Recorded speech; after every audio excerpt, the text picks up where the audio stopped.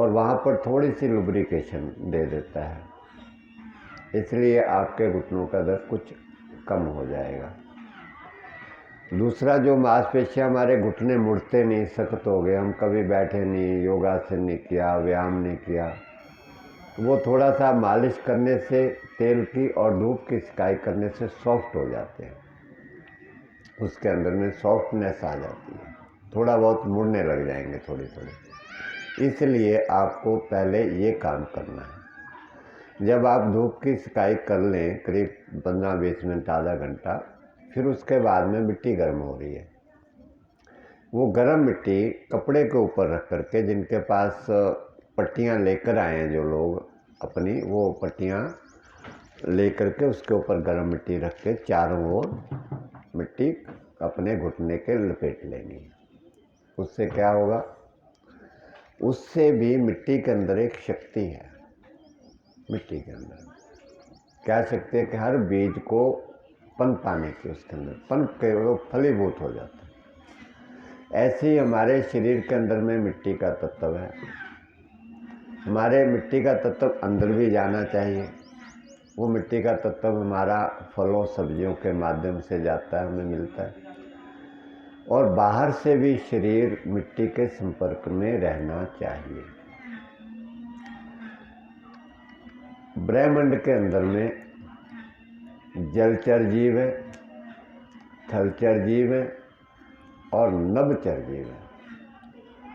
परमात्मा ने उनकी रचना रच के उनके शरीर को स्वस्थ रखने के लिए जैसे जैसे उनके शरीर बनाए हैं, उसी हिसाब से वहाँ पर ऊर्जा शक्ति उसी के चारों ओर जीव के रखी हुई है। जल के जीवों को शरीर को स्वस्थ रखने की ऊर्जा जल में मिलेगी, उनको पृथ्वी की जरूरत नहीं है। उनके शरीर की रचना उसी ने ऐसे बनाई।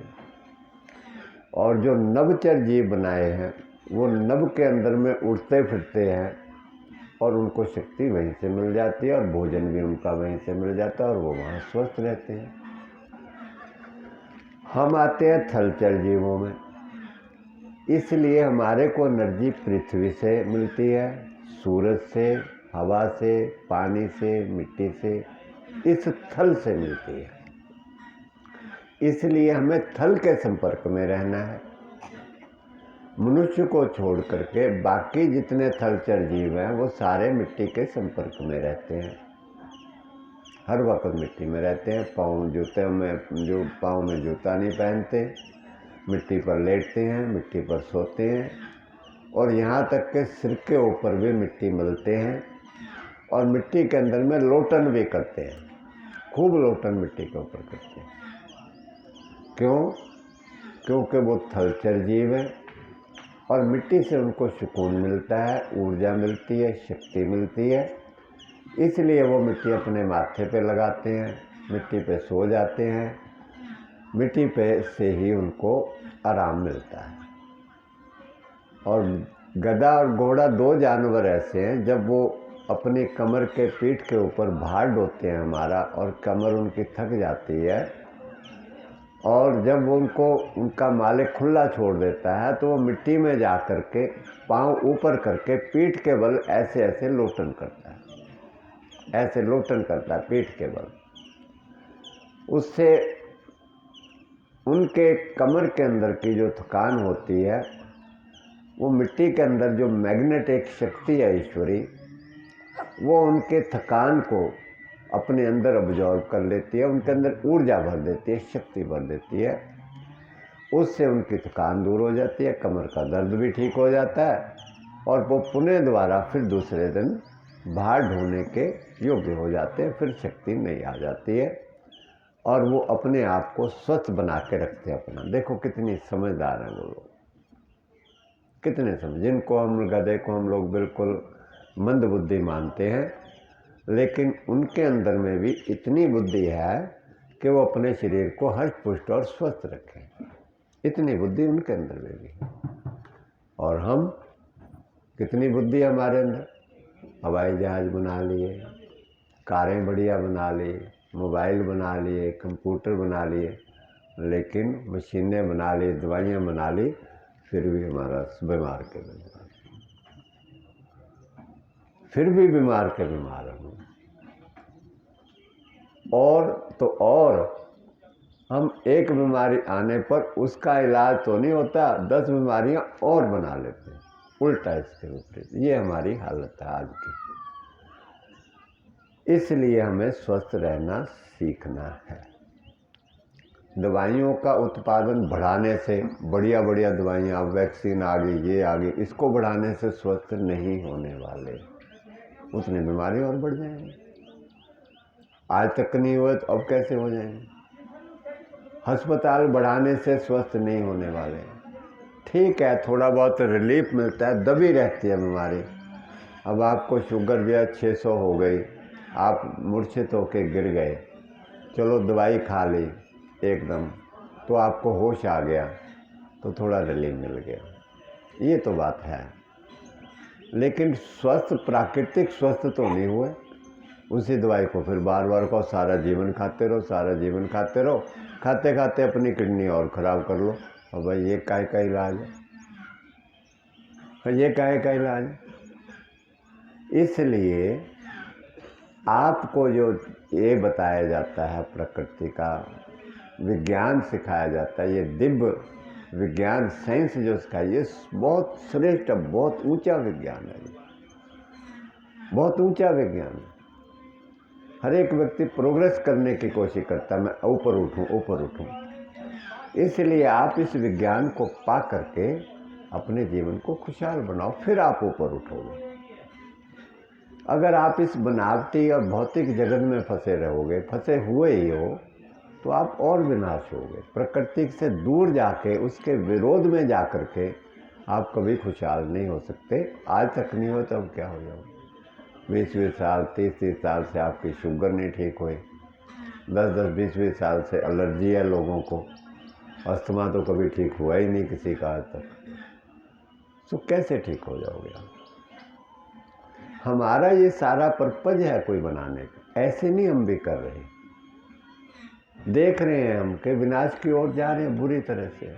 गुरुजी ने देखा हमारे ने, इसलिए उन्होंने ये सिस्टम चलाया कि लोगों को शिक्षित करो, लोगों के डॉक्टर मत बनो आप। अगर डॉक्टर बन जाएंगे आप, वो मरीज बने रहेंगे, आप डॉक्टर बने रहोगे ज़िंदगी भर, बस ये सिलसिला चलता ही रहेगा।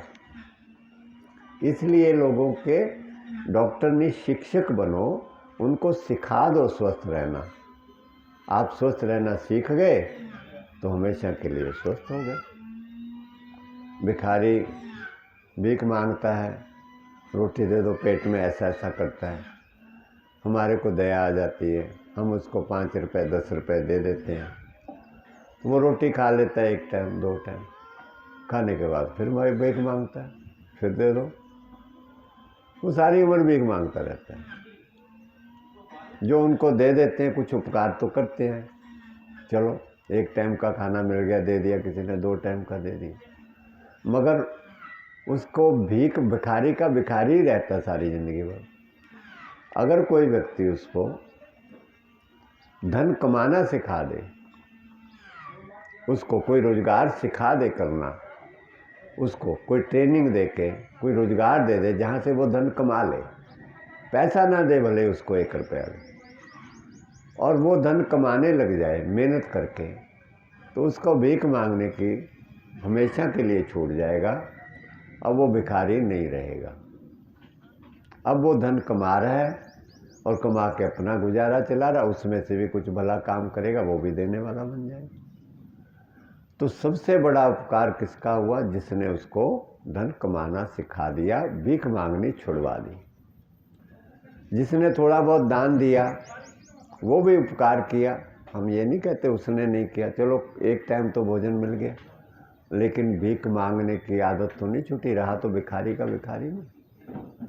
ठीक इसी प्रकार से आप बीमार हैं, रोगी हैं, आप इलाज करवाने जाते हैं, स्वास्थ्य की भीख मांगने जाते हैं, तो वो आपको दवाई दे देते हैं, पैसे ले लेते हैं। अगर फ्री भी देते हैं, मानो आपका भला चाहते हैं, आजकल लोग काफ़ी कैंप लगा रहे हैं फ्री दवाइयों के, ये के चलो बहुत अच्छी बात है, मगर आप रोगी के तो रोगी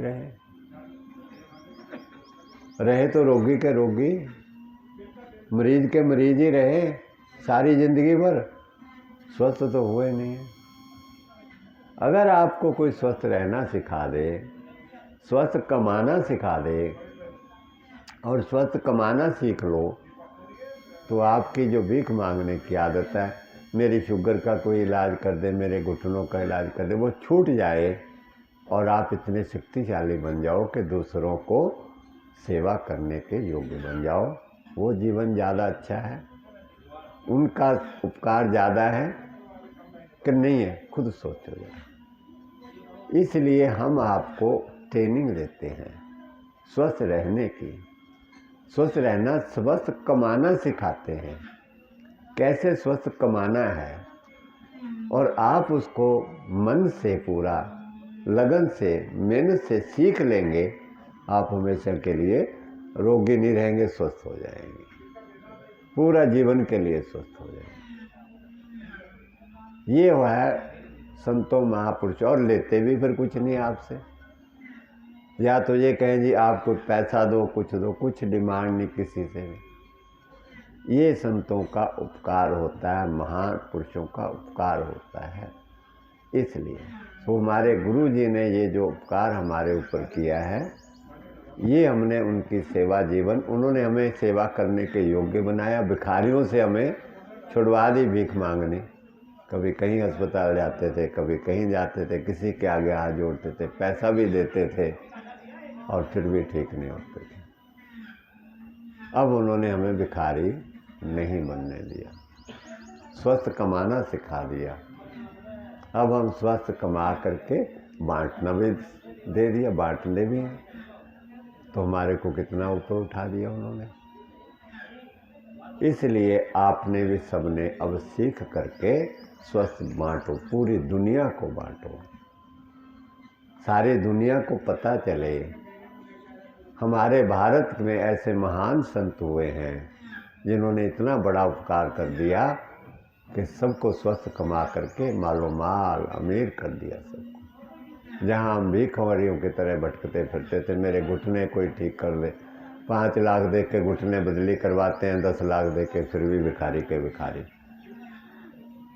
शरीर को कटवाते हैं यहाँ से, फिर भी भिखारी के भिखारी। कुछ और प्रॉब्लम आ गई, किडनी प्रॉब्लम हो गई, सारा उम्र डायलिसिस करा के भीख मांगते रहते हैं और तड़प तड़प के मर जाते हैं।